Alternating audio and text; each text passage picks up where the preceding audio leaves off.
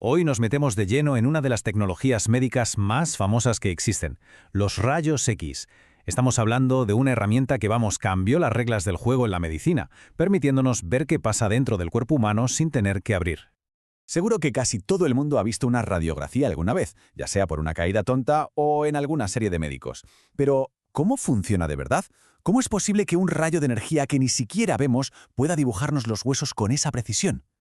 A ver, la clave para entenderlo todo es pensar que una radiografía no es una foto como la del móvil, es más bien un mapa de sombras, una historia que nos cuentan esas sombras sobre cómo nuestros diferentes tejidos detienen a los rayos X.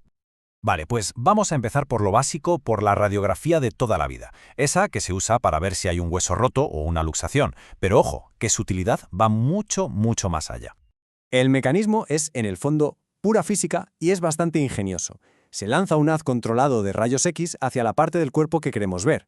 Estos rayos atraviesan la piel y los músculos sin mucho problema, pero ahí está la clave. Se topan con algo más denso como el hueso y este los absorbe. Lo que llega al otro lado, al detector, es como el negativo de esa absorción. Es el patrón que deja la radiación que sí consiguió pasar. Y voilà, ahí tenemos la imagen. Y esto nos lleva a cómo se lee una de estas imágenes, que es súper intuitivo. Fíjate, los huesos, que tienen mucho calcio y son muy densos, absorben casi todos los rayos. Por eso se ven blancos.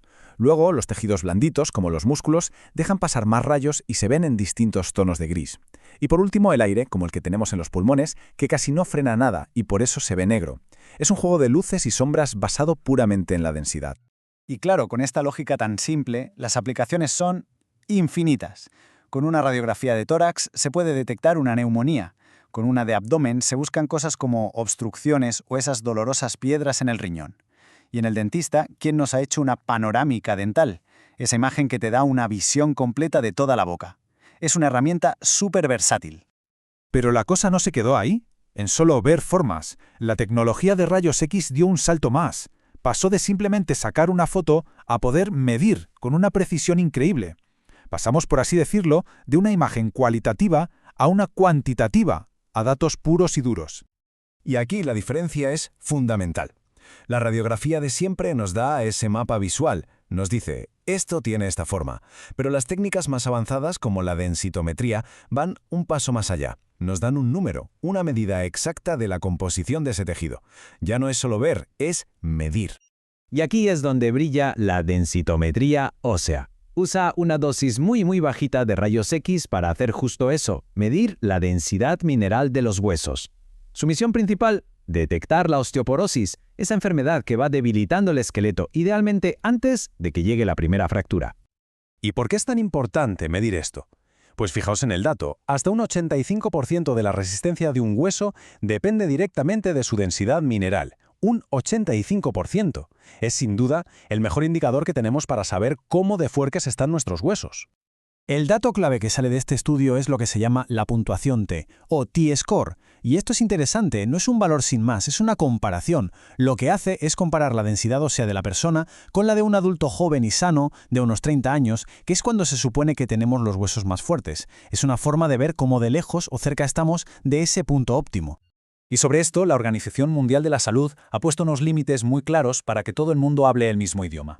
Si el T-score está por encima de -1, todo normal. Si está entre -1 y -2,5, se habla de osteopenia, que es como un aviso de que se está perdiendo masa ósea. Y ya por debajo de -2,5, el diagnóstico es osteoporosis, blanco y en botella. Muy bien, ya hemos visto las fotos fijas y las mediciones de precisión, pero ¿y si quisiéramos ver el cuerpo en movimiento, en tiempo real? Pues para eso está la fluoroscopía, que es básicamente como hacer una película de rayos X. Aquí la diferencia es, como la noche y el día. La radiografía es una foto, un momento congelado. La fluoroscopia es un vídeo, una secuencia de imágenes en directo. Y esto, claro, es absolutamente vital para procedimientos donde hay que ver lo que pasa al instante, como por ejemplo para guiar un catéter por una arteria o para colocar un implante con una precisión milimétrica. Claro que al ser una exposición continua en modo vídeo, la dosis de radiación se convierte en una preocupación mayor, y no solo para la persona que se hace la prueba, sino también para todo el equipo médico que está allí en la sala. Por eso hay una máxima que es sagrada: cuanto menor sea la dosis para el paciente, menor será también para el personal. Proteger a uno es proteger a todos. Y para manejar este riesgo, Hay 3 pilares, 3 reglas de oro que son facilísimas de recordar. Tiempo, distancia y blindaje. Es decir, minimizar el tiempo que dura la exposición, maximizar la distancia a la fuente de los rayos. Y aquí entra la famosa ley del inverso del cuadrado, que dice que si duplicas la distancia, la dosis se reduce a 1/4 parte. Una barbaridad. Y por supuesto usar blindaje, como los típicos delantales de plomo. Y todo esto nos lleva a una reflexión importante. La tecnología de rayos X es una herramienta potentísima, increíble, pero como cualquier tecnología que usa radiación ionizante, hay que encontrar un equilibrio, hay que sopesar siempre el enorme beneficio con una comprensión muy clara de los riesgos que implica. En este tema de los riesgos es súper importante distinguir 2 tipos. Por un lado está el riesgo estocástico. Esto se refiere a la probabilidad de que pase algo, como desarrollar un cáncer. Se asume que no hay un umbral seguro. Cualquier dosis, por mínima que sea, aumenta, aunque sea poquísimo, esa probabilidad. Y por otro lado está el riesgo determinista. Aquí no hablamos de probabilidad, sino de gravedad. Hay un umbral. Por debajo de cierta dosis no pasa nada, pero si te pasas, aparece un efecto, como una quemadura en la piel. Y cuanto mayor sea la dosis, más grave será el daño. Y para que nos hagamos una idea, para poner todo esto en perspectiva, hay que saber que no todas las pruebas irradian igual. Una radiografía simple, la de un hueso roto, tiene una dosis muy baja. Un TAC, que en el fondo son como cientos de radiografías juntas, ya tiene una dosis media. Y un procedimiento largo de fluoroscopia puede tener una dosis más alta, claro, porque depende del tiempo. La regla de oro es siempre que el beneficio de saber qué pasa tiene que superar, pero de lejos, el riesgo potencial.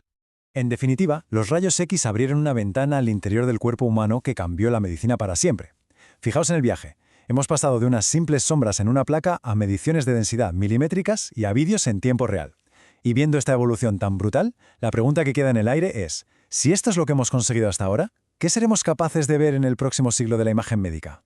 ¿Qué nuevas fronteras vamos a derribar?